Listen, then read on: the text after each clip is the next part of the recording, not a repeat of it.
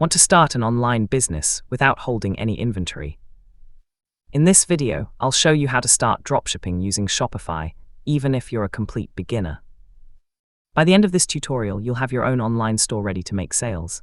Let's get started. Step 1. Create a Shopify account. First, go to the Shopify website and sign up. You can start with a free trial. Enter your email, create a password, and set your store name.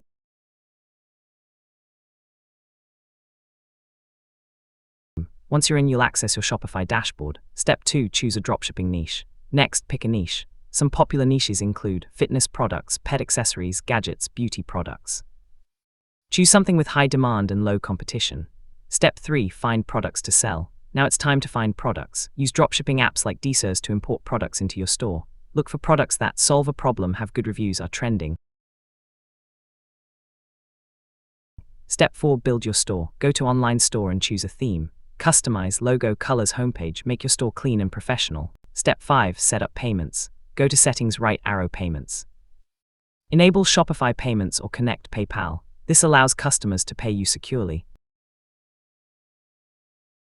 Step 6. Set up shipping. Configure your shipping settings. You can offer free shipping, flat rate shipping. Keep it simple for beginners. Step 7. Launch and market your store. Now your store is ready. Promote your products using TikTok, Instagram, Facebook ads. Focus on creating engaging content to drive traffic. Start with one winning product instead of many.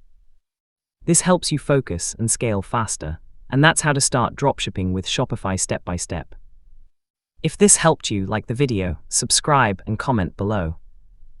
Check out the next video to learn how to find winning products.